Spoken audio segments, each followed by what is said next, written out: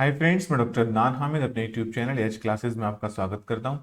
आज के इस वीडियो में हम बात करने वाले हैं सीटेट सीडीपी से रिलेटेड एक बहुत ही इंपॉर्टेंट टॉपिक के बारे में, जिसका नाम है इंडिविजुअल डिफरेंसेस या व्यक्तिगत विभिन्नता। ये टॉपिक आपके सीटेट के एग्जाम के लिए, आपके किसी भी स्टेट के टेट के एग्जाम के लिए बहुत ही महत्वपूर्ण है। और इससे आपको एक से दो क्वेश्चन, एक क्वेश्चन तो यहाँ से कंपलसरी है, कभी कभी आपको यहाँ से दो क्वेश्चंस भी देखने को मिल जाते हैं। पहले हम इसके बारे में कुछ डिस्कस करेंगे, उसके बाद हम इससे रिलेटेड बहुत ही इंपॉर्टेंट क्वेश्चंस को डिस्कस करेंगे। इंडिविजुअल डिफरेंसेस, अगर आप देखिए ये एक तो इंडिविजुअल एक पर्सन हो गया, और दूसरा इसमें शब्द है डिफरेंसेस यानी विभिन्नता। कि किसी भी इंडिविजुअल में या जो हम बात करते हैं कि इंडिविजुअल्स में, लोगों में विभिन्नताएं कैसे आती हैं, तो इसके मुख्यतः दो कारण होते हैं। पहला कारण होता है हमारा इसमें हेरिडिटी का, यानी जिसको हम कहते हैं आनुवांशिकता। आनुवांशिकता वाले चैप्टर में मैंने डिटेल में डिस्कस किया था कि आनुवांशिकता होती क्या है। दूसरा हमारा इसमें रीजन होता है इन्वायरमेंट का, जिसको हम कहते हैं पर्यावरण। ठीक है, अब देखो हेरिडिटी यानी हमें अपने माता पिता से जो क्रोमोसोम्स और जीन्स के थ्रू जो कुछ हमें कैरेक्टरिस्टिक्स मिलती हैं, जो कुछ विशेषताएं मिलती हैं, उसको हम क्या कहते हैं? हेरिडिटी कहते हैं। हेरिडिटी से हमारा फिजिकल स्ट्रक्चर, यानी कि हमारा बॉडी का कदो कामत क्या होने वाली है, कितना हाइट होने वाली है, किस तरीके का हमारा बॉडी होगी, ये सारी चीजें मिलती हैं। हमारे आंखों का कलर क्या होगा, ठीक है, आंखों का कलर, इसमें ये आपका क्वेश्चन पूछा गया है कि आंखों का कलर किस चीज से डिसाइड होता है, तो वो हमारे आनुवंशिकता से डिसाइड होता है। आंखों का कलर, बाल किस टाइप के होंगे हमारे, घुंघराले होंगे, स्ट्रेट होंगे, किस तरीके की, यानी अगर हम बात करें फिजियोलॉजिकल अपने बॉडी में फिजियोलॉजिकल यानी फिजिकल चीजों के बारे में, तो ये सारी की सारी चीजें हमारी हेरिडिटी यानी आनुवंशिकता से हमारे तरफ आती हैं। हमें अपने पूर्वजों से जो ट्रांसफर होता है एक चीज, जिसको हम क्रोमोसोम जीन्स कहते हैं, जो कुछ कैरेक्टरिस्टिक्स होती हैं वो हमें मिलती हैं। हमने बात किया था कि ये 23 पेयर्स ऑफ क्रोमोसोम्स होते हैं, जिसमें एक पेयर जो होता है वो हमारे जेंडर को निर्धारित करता है। मैंने जब हेरिडिटी एंड एनवायरनमेंट का पिछला लेक्चर लिया था तो उसमें ये सारी चीजें डिस्कस की थी। अगर आपने वो लेक्चर नहीं देखा है तो उसको भी जरूर देख लें। तो मैंने कहा कि ये सारी चीजें, फिजिकल स्ट्रक्चर, आंखों का कलर, बाल, लंबाई कितनी होगी, हाइट कितनी होगी, ये सारी की सारी चीजें हमें कहाँ से मिलती हैं? हमें अपने हेरिडिटी से ये सारी चीजें मिल जाती हैं। दूसरा मैंने एक टर्म बताई कि इन्वायरमेंट, पर्यावरण। देखिए अब हमारा ये पर्यावरण जो होता है, हमने इसको इन्वायरमेंट यानी पर्यावरण को एज ए होल बात कर रहे हैं, हम एक ब्रॉड सेंस में बात कर रहे हैं। ये हमारा सोशल इन्वायरमेंट भी हो सकता है, ठीक है, हमारा इमोशनल, हम किस तरीके से चीजों को देख रहे हैं, इमोशनल भी हो सकता है, ठीक है, फिजिकल इन्वायरमेंट, हमें क्या क्या अपॉर्चुनिटीज मिली हुई हैं, हमारे घर में क्या क्या इंफ्रास्ट्रक्चर है, ये सारी चीजें हैं, इनमें बहुत सारी चीजें आ सकती हैं। तो अगर मैं बात करूं, कोई भी बच्चा है, ठीक है, उसको आनुवंशिकता से, हेरिडिटी से कुछ कैरेक्टरिस्टिक्स मिले हैं, और वो किस इन्वायरमेंट में प्लेस होता है, किस इन्वायरमेंट में रहता है, जब इन दोनों के बीच अंतः क्रिया होती है, क्या होती है? अंतः क्रिया, यानी इन दोनों के बीच इंटरेक्शन होता है, तब एक इंडिविजुअल की पर्सनालिटी बन के आती है। सपोज दैट अगर मैं बात करूं, तब क्या बनता है? एक इंडिविजुअल बनता है। इस इंडिविजुअल की क्या बनती है? एक इंडिविजुअल बनता है यहां पर, ठीक है। अगर मैं बात करूं किसी भी इंडिविजुअल का फिजिकल स्ट्रक्चर अच्छा है, ठीक है, सब कुछ अच्छा है, उसका चीजें, मेंटल एज, आईक्यू, इंटेलिजेंस, सब कुछ अच्छा है, और उसको एक अच्छा पर्यावरण मिलता है, अच्छे सोशल, उसकी सोसाइटी अच्छी है, लोग अच्छे हैं, उसको कोऑपरेट करते हैं, इमोशनल चीजें घर पे ठीक हैं, उस पर ऐसा कुछ नहीं है कि घर में लड़ाई झगड़ा ये सारी चीजें होती हों। फिजिकल स्ट्रक्चर यानी उसे पढ़ने का, सोने का, खाने पीने का, सारी चीजें अगर अच्छी होती हैं, तो यहाँ पर उस इंडिविजुअल की पर्सनालिटी, उसकी इंडिविजुअलिटी भी अच्छी होती है। तो हमने कहा कि इंडिविजुअल डिफरेंसेस जो आते हैं वो इन्हीं की बेसिस पर आते हैं कि बहुत सारे चीजों, बहुत सारे इंडिविजुअल्स होते हैं, हेरिडिटी से कुछ मिलता है, और वो किस इन्वायरमेंट में प्लेस होते हैं, तो वहीं से हमारे क्या होते हैं, इंडिविजुअल डिफरेंसेस, इंडिविजुअल डिफरेंसेस यानी व्यक्तिगत भिन्नता। देखिए आपने देखा होगा ये इंडिविजुअल डिफरेंसेस, अगर मैं बात कर रहा हूं एनवायरमेंट की, हेरिडिटी की, तो घर में कहते हैं ना कि दो भाई हैं, ठीक है, उनका स्वभाव अलग हो सकता है, उनका इंटरेस्ट अलग हो सकता है, उनके पढ़ने का तरीका अलग हो सकता है, उनके इंटरेस्ट अलग हो सकते हैं, खाने के इंटरेस्ट अलग हो सकते हैं, पढ़ने के इंटरेस्ट अलग हो सकते हैं। इसी इन्हीं चीज़ों को हम क्या कहते हैं, इंडिविजुअल डिफरेंसेस। इसी तरीके से हम इसको जब अपने टीचिंग लर्निंग प्रोसेस में, अपने पढ़ाई लिखाई में यूज़ करते हैं, तब हम कहते हैं कि हो सकता है कि किसी बच्चे का पढ़ने का तरीका अलग हो, किसी बच्चे को किसी मेथड से समझ में आता हो, किसी बच्चे का जो है आईक्यू हो सकता है, बुद्धि लब्धि कम हो, किसी बच्चे की ये ज़्यादा हो, उसे जल्दी समझ में आ जाता हो चीज़ों को। तो हम जो है उन्हीं मेथड से, उन्हीं चीज़ों से हम बच्चों को पढ़ाएं। अपनी क्लास में जो हम डाइवर्सिटी देखते हैं ना, विभिन्नता जो देखते हैं क्लास में, उसको हमें नजरअंदाज नहीं करना है, बल्कि जिस बच्चे की जैसी जरूरत है, इंडिविजुअल डिफरेंसेस, हमने कहा ना इंडिविजुअल डिफरेंसेस, जिस बच्चे की जैसी जरूरत है हमें उसको उस प्रकार की शिक्षा और उसी के अकॉर्डिंग, जैसी उसकी जरूरत है, जैसा उसका इंटरेस्ट है, ठीक है, जैसी उसकी नीड है, उसकी जरूरत है, उसके अकॉर्डिंग हम उसको शिक्षा प्रदान करते हैं। हम जो है इंडिविजुअल डिफरेंसेस को नेग्लेक्ट नहीं करते हैं अपनी क्लासेस में। ऐसा नहीं है कि हम जो है कोई एक ही मेथड लेके चलेंगे कि इस नहीं, सिर्फ इस एक ही मेथड से पढ़ाना है, समझ में आ जाए तो समझ लो, नहीं। हम इंडिविजुअल डिफरेंसेस को कैटर करेंगे कि अगर बच्चे के इस मेथड से समझ में नहीं आया तो दूसरे मेथड से समझाएंगे, दूसरे से नहीं आया तीसरे से समझाएंगे, क्योंकि हमारी क्लास में इंडिविजुअल डिफरेंसेस बहुत तरीके के हो सकते हैं। इंडिविजुअल डिफरेंसेस में हो सकता है कि वो किस कल्चर से आते हों, उनका कल्चर डिफरेंट हो सकता है, वो किस सोशियो इकोनॉमिक स्टेटस, हो सकता है कोई गरीब का बच्चा आता हो, कोई किसी अमीर का बच्चा आता हो, तो क्लासेस में ये सारी चीजें होती हैं। हो सकता है कोई कास्ट के डिफरेंसेस हो सकते हैं, रिलीजन के डिफरेंसेस हो सकते हैं, ठीक है। तो ये सारे इंडिविजुअल डिफरेंसेस को हमें ध्यान में रखते हुए बच्चों को शिक्षा प्रोवाइड करानी है, ठीक है। तो ये था पूरा हमारा इंडिविजुअल डिफरेंसेस के बारे में, ये मैंने बहुत ही ब्रीफ में डिस्कस किया। अगर आपको इसका डिटेल वीडियो देखना है तो मैं डिस्क्रिप्शन में मैंने लिंक दे दिया है, आप उसको डिटेल में देख सकते हैं। अब हम चलते हैं अपने क्वेश्चन आंसर की तरफ। पहला हमारा जो ये सारे क्वेश्चन जो है आपके प्रीवियसली सीटेट में आए हुए क्वेश्चन है प्रीवियस ईयर्स में, तो इनको हमें बहुत अच्छे से देखना है, इनके हम डिटेल में एनालिसिस करते हुए चलेंगे। पहला क्वेश्चन है हमारा, विद्यार्थियों में व्यक्तिगत विभिन्नताओं को पूरा करने के लिए एक शिक्षक को, यानी to cater to individual differences among the students a teacher should, मतलब इंडिविजुअल डिफरेंसेस को, विभिन्नताओं को पूरा करने के लिए एक शिक्षक को क्या करना चाहिए।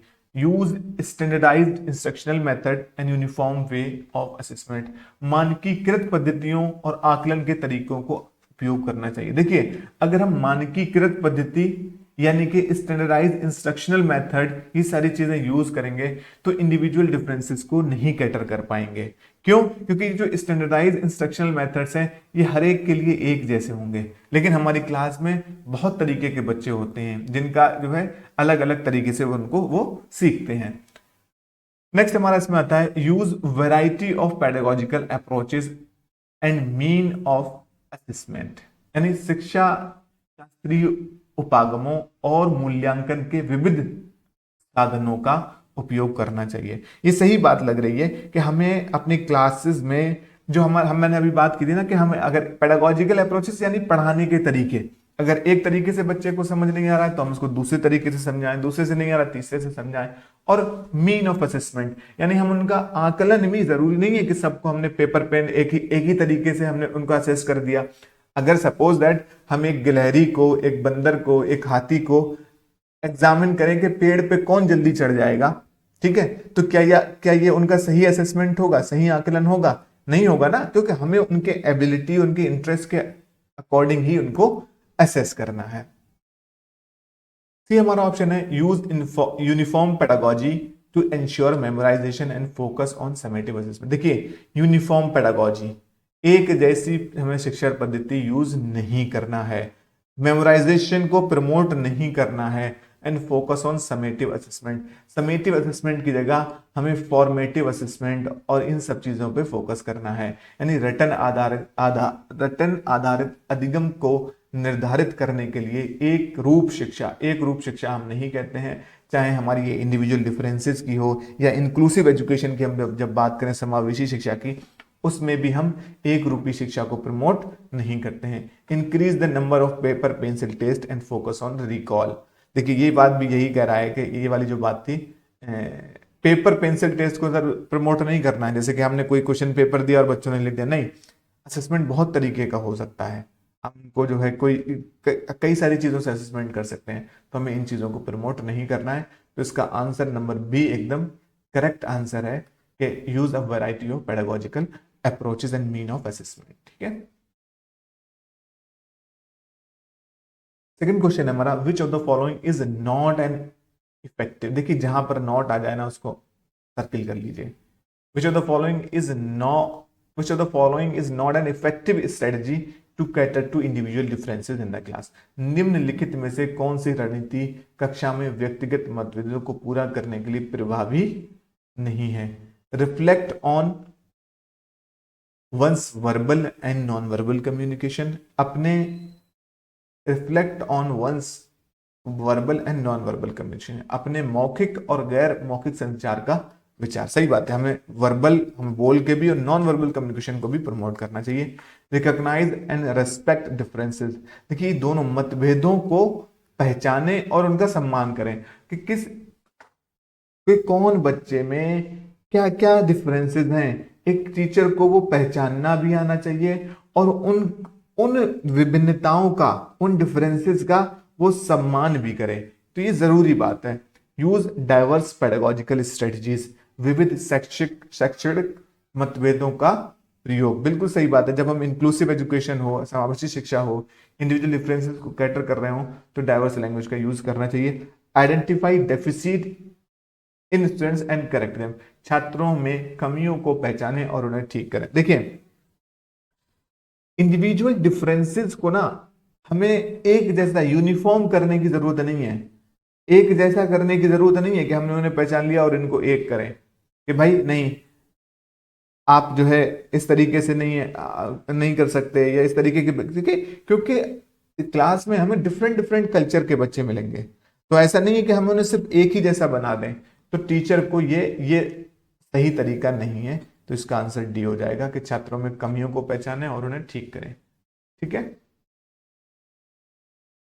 हमें जो है यहां पर, जो हम अगर बात करें कि हमें जो है यहां पर, जैसे हम कहते हैं ना कि हम इंडिया हमारी एक ऐसी कंट्री है जहां हम डाइवर्सिटी, यूनिटी इन डाइवर्सिटी, तो इसी तरीके से हमें क्लास में भी अपनी डाइवर्सिटी को, विभिन्नता को सेलिब्रेट करना है। ठीक है, उनको एक जैसा नहीं बनाना है। ठीक, नेक्स्ट हमारा आता है, what kind of pedagogy would enable a teacher to cater to individual differences among learners in the class. किस प्रकार का शिक्षा शास्त्र एक शिक्षक को अपनी कक्षा में व्यक्तिगत विभिन्नताओं का ध्यान रखने में मदद करेगा। स्टैंडर्ड एंड यूनिफॉर्म, जहां पर इंडिविजुअल डिफरेंसेस और समावेशी शिक्षा की बात आ जाए, वहां पर हमारा स्टैंडर्ड और यूनिफॉर्म जहां देखो उसको कट कर दो। टोटली सेंटर्ड अराउंड एग्जाम, ये भी गलत हो गया, हमें पूरी तरह से परीक्षाओं पर केंद्रित नहीं होना चाहिए। Totally centred around text book, हमें टेक्स्ट बुक पर भी पूरी तरीके से केंद्रित नहीं हो जाए। इंगेजिंग एंड कॉन्टेक्चुअल, संलग्न और संदर्भित। देखिए बच्चों को हमें इंगेज करना है, दूसरा हमें उनके कॉन्टेक्स्ट वाइज कि वो किस बैकग्राउंड से आते हैं, किस संदर्भ से आते हैं, उनका संदर्भ क्या है चीजों को समझाने करने का, उस तरीके से हमें उनको देखना है। हमें जब एग्जाम्पल्स कोट करना है तो कॉन्टेक्स्ट को देखते हुए, संदर्भ को देखते हुए उन्हें समझाना करना है, वो किस तरीके से समझ सकते हैं, उस तरीके की हमें स्ट्रेटजीज को अपनाना है। तो हमारा D option is the correct answer.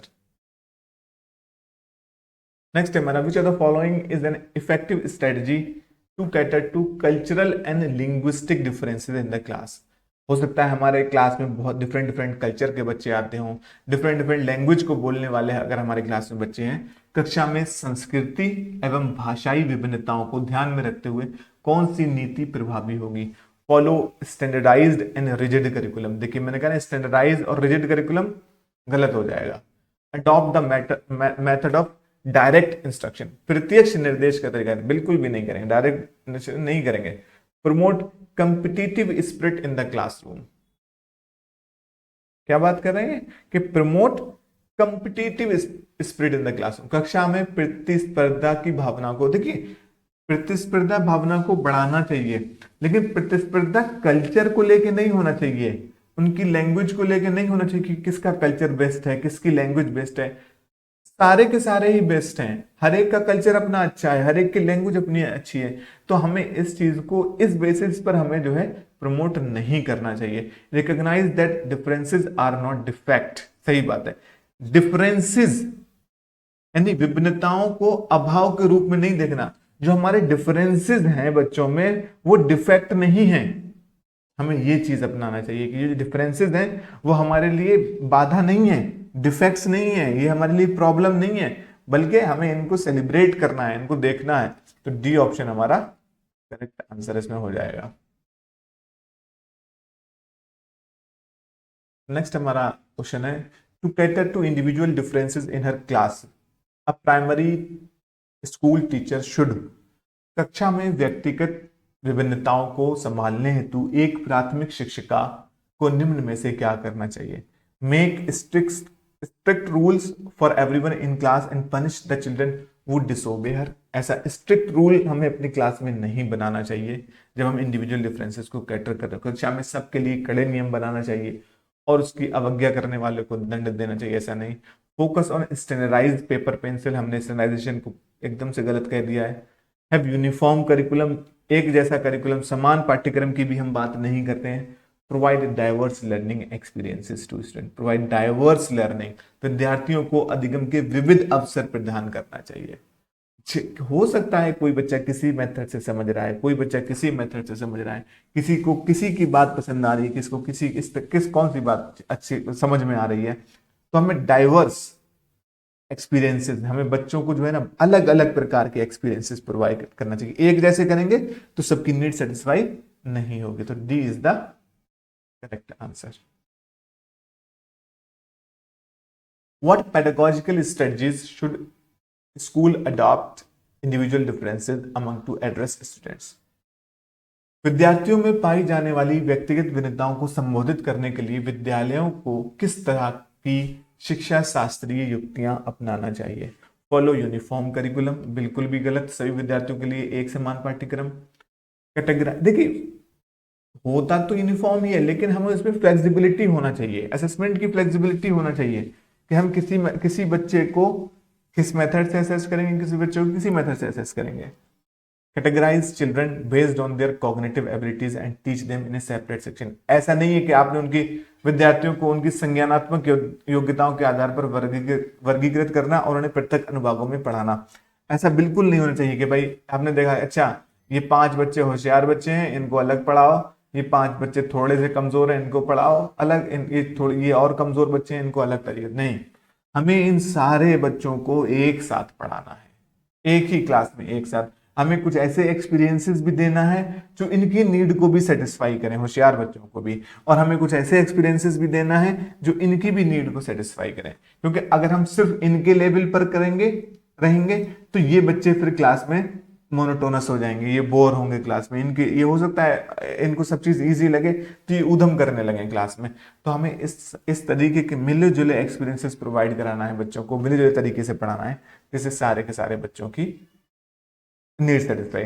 Cater to the individual needs of children by being flexible, लचीलेपन का भाव रखते हुए विद्यार्थियों को व्यक्तिगत भिन्नताओं को पोषित करना। ये देखिए मैंने यहीं पर कहा था मैंने यूनिफॉर्म जो है ना फ्लेक्सिबल होना चाहिए, तो ये पॉइंट यहाँ पर आ गया है। अगला पढ़ते हैं हम, ensure that all individual differences among the children are removed, नहीं करना है हमें, हमने पिछली बार में बात की हमें इंडिविजुअल डिफरेंसेस को रिमूव नहीं करना है। तो हमारा सी आंसर हमारा एकदम करेक्ट हो गया कि हमें अपने करिकुलम में अपनी चीजों में लचीला रहना है, फ्लेक्सिबल रहना है, जिससे कि हम सारे बच्चों की नीड्स को सेटिस्फाई कर सकें। नेक्स्ट हमारा क्वेश्चन आता है, what pedagogical strategies should school adopt to cater to individual differences among learner यानी अधिगमकर्ताओं में व्यक्तिगत विभिन्नताओं को संबोधित करने के लिए स्कूल को क्या करना चाहिए? Removing all differences among the children, अधिगमकर्ताओं के बीच सभी विद्यार्थियों को हटा देना चाहिए, बिल्कुल गलत। अधिगमकर्ताओं के बीच सभी भिन्नताओं को खारिज कर देना चाहिए, ये भी गलत। Treating all learners in the same manner irrespective of their individual needs, बिल्कुल भी नहीं, हमें उनकी नीड्स के अकॉर्डिंग उनको ट्रीट करना चाहिए, तो ये ऑप्शन भी नहीं होगा। Catering to individual needs by preparing individualised educational plan, मैंने कहा अगर कोई बच्चा इंडिविजुअलाइज्ड एजुकेशनल प्लान यानी उनकी व्यक्तिगत जरूरतों के अनुसार व्यक्तिगत शिक्षा योजना अपनाना चाहिए। इंडिविजुअलाइज्ड इंस्ट्रक्शन यानी हमें जिस तरीके से जिस बच्चे की नीड है उस तरीके से उसको एजुकेशन प्रोवाइड कराना है, उसी तरीके से उसके लिए प्लान बनाना है, उस तरीके से हमें चीजें करना है, तो हमारे डी ऑप्शन यहां पर करेक्ट हो जाएगा। क्योंकि अगर आपको कोई डाउट लगता है हमारे एक्सप्लेनेशन में तो आप मुझे कमेंट सेक्शन में बता सकते हैं, आप मुझसे कमेंट कर लीजिए, या अगर आपको कोई और टॉपिक पढ़ना है जिस पे आपको जो है थ्योरेटिकल चीजें और मॉक टेस्ट चाहिए तो वो भी आप मुझे उन टॉपिक का नाम लिख के आप मुझे कमेंट सेक्शन में बता दीजिए, तो मैं उन टॉपिक्स पे भी वीडियो बना दूंगा। और ये जो सीटेट का सिलेबस है थ्योरी क्लासेस, ऑलरेडी मैंने चैनल पे एक प्लेलिस्ट बनाई हुई है, ठीक है, आप उस पर जाके देख सकते हैं। और बहुत ही जल्द मैं सीडीपी की कंप्लीट क्वेश्चंस लेके आने वाला हूं, कंप्लीट सीडीपी से, जिसमें 30 क्वेश्चंस रहेंगे और हमारी कंप्लीट सीडीपी से रिलेटेड रहेंगे, जिसको हम डिटेल में डिस्कस करेंगे। अगर आपको हमारी वीडियो अच्छी लग रही है तो हमारी वीडियो को लाइक करें, शेयर करें और अपने दोस्तों को भी बताएं इसके बारे में, और हमारे चैनल को भी सब्सक्राइब कर लें। चलते हैं हम अपने नेक्स्ट क्वेश्चन की तरफ। In a classroom with diverse group of students a teacher should, एक ऐसी कक्षा जिसमें विद्यार्थियों का समूह विविधतापूर्ण हो, उसमें अध्यापक को क्या करना चाहिए? Advocate and celebrate individual differences, देखिए मुझे पहला ही ऑप्शन सही लग रहा है कि व्यक्तिगत विभिन्नताओं को पक्ष पोषित और सम्मानित करना चाहिए, एडवोकेट करे और सेलिब्रेट इंडिविजुअल डिफरेंसेस। देखते हैं और आगे, try to reduce individual differences, नहीं, को कम करने की जरूरत नहीं है, इग्नोर करने की भी जरूरत नहीं है, और consider individual differences as the primary obstacle, obstacle नहीं है, हर्डल नहीं है, बाधा नहीं है ये, तो ये भी गलत हो जाएगा। यानी एडवोकेट एंड सेलिब्रेट यानी व्यक्तिगत विभिन्नताओं को पक्षपोषित और सम्मानित करना चाहिए, हमारा ए ऑप्शन एकदम करेक्ट हो जाएगा यहाँ पर। Which of the following statement about the use of mother tongue by learners in the classroom is correct? विद्यार्थियों द्वारा कक्षा में मातृभाषा के इस्तेमाल को संदर्भ, मातृभाषा के इस्तेमाल के संदर्भ में कौन सा कथन सही है? School should prescribe only one standard language for use in the classroom across all classes. देखिए हमारे जो पॉलिसीज हैं, एनईपी है, ये सब भी बात करती है कि हम अपने एक लैंग्वेज नहीं बल्कि 3 लैंग्वेज फार्मूलाज की बात करती है कि हम मदर टंग हो, नेटिव रीजनल लैंग्वेज हो, प्लस एक फॉरेन लैंग्वेज हो। प्राइमरी में तो फॉरेन लैंग्वेज की बात ही नहीं होती है, तो हमारा ये गलत हो जाएगा। स्कूल की सारी कक्षाओं में केवल एक मानक भाषा को इस्तेमाल नहीं करता, बिल्कुल भी नहीं। School should build a culture of respecting language of all learners, ये मुझे थोड़ा सा अच्छा लग रहा है कि स्कूल में इस तरीके का कल्चर हो कि वो जितने भी भाषा हैं उन सारे भाषाओं का सम्मान करना सिखाए। स्कूल को सभी विद्यार्थियों की भाषा का सम्मान करने की संस्कृति अपनानी चाहिए, ये मुझे थोड़ा सही लग रहा है। आगे पढ़ते हैं। School should prescribe English as the medium of instruction at all level, all level पे तो नहीं हो सकता, प्राइमरी लेवल पे बिल्कुल नहीं हो सकता ये सारी चीजें। स्कूल को सभी स्तर पर अंग्रेजी को निर्देशन की भाषा निर्धारित करनी चाहिए, गलत है। School should discourage learners for expressing in the mother tongue, नहीं भाई, express in the mother tongue, mother tongue में ही एक्सप्रेस होना चाहिए। तो जो करेक्ट आंसर लग रहा है वो है कि school should build a culture of respecting language of all learners, option number B is the correct answer. In order to cater to individual differences in her classroom, a teacher should, अपनी कक्षा में व्यक्तिगत विभिन्नताओं को संबोधित करने के लिए एक अध्यापका को क्या करना चाहिए? Point out the economic background and caste of all learners in the classroom, कक्षा में सभी अधिगमकर्ताओं की आर्थिक पृष्ठभूमि और जाति की ओर इशारा करना चाहिए। देखिए टीचर को कि बच्चा किस आर्थिक पृष्ठभूमि से आ रहा है, किस सामाजिक पृष्ठभूमि से आ रहा है, किस जाति का है, किस रिलीजन का है, इसकी तरफ बिल्कुल भी ध्यान नहीं देना है। तो ऑप्शन नंबर 2 एक गलत हो जाएगा। Give learners opportunities to share their experiences in the class and value them. अधिगमकर्ता को अपने अनुभव साझा करने का मौके देने चाहिए और उनको महत्व देना चाहिए। ये बात मुझे सही लग रही है। ठीक है, ऑप्शन नंबर 2 सही लग रहा है। Intentionally exclude diverse cultural perspective in the classroom. देखिए, जानबूझकर विविध सांस्कृतिक परिप्रेक्ष्यों को कक्षा में बहिष्कार करें। टीचर बिल्कुल भी बहिष्कार ना करे, जानबूझकर तो बिल्कुल ना करे, बल्कि जानबूझकर इन चीजों को इंक्लूड करें। तो हमारा सिर्फ सेकंड नंबर जो ऑप्शन है वो करेक्ट है, जिसमें हमारा option number A correct answer हो जाएगा। For breaking gender stereotyping in children, which among the following should be avoided? बच्चों में जेंडर रूढ़िवाद के खंडन हेतु निम्नलिखित में से किसका प्रयोग टालना चाहिए, यानी किसको अवॉइड करना चाहिए? Joint endeavors with children of other genders, अन्य जेंडरों के बच्चों को संयुक्त प्रयास करना। नहीं भाई, हमें इन चीजों को प्रमोट करना चाहिए कि डिफरेंट जेंडर्स के बच्चे साथ में अपने काम करें। Exposures to adult engaged in not stereotypical activities, गैर रूढ़िवादी गतिविधियों से जुड़े वयस्कों से अनावरण, ये भी होना चाहिए। Making generic utterances such as girls are good in art and boys excel in math. हाँ, हमें इस तरीके की बातें नहीं करना चाहिए कि लड़कियां कला में अच्छी होती हैं और लड़के मैथमेटिक्स में अच्छे होते हैं, या लड़कियों को सिर्फ जो है इंडोर स्पोर्ट्स खेलने चाहिए, लड़कों को आउटडोर स्पोर्ट्स खेलने चाहिए। इस तरीके की हमें बातें, या लड़कियों को सिर्फ आर्ट्स लेना चाहिए, लड़कों को साइंस और मैथ्स लेना चाहिए, इस तरीके की बातों को हमें नहीं करना चाहिए। नेक्स्ट ऑप्शन पढ़ते हैं। Critical discussions around inborn abilities and societal perception of abilities of various genders. विविध जेंडरों के बारे में जन्मजात क्षमताओं की सामाजिक अक्षमता पर समालोचनात्मक चर्चा, ये सब हमें करना चाहिए।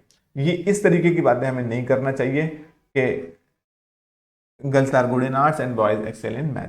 ऑप्शन नंबर सी हमारा करेक्ट आंसर हो जाएगा।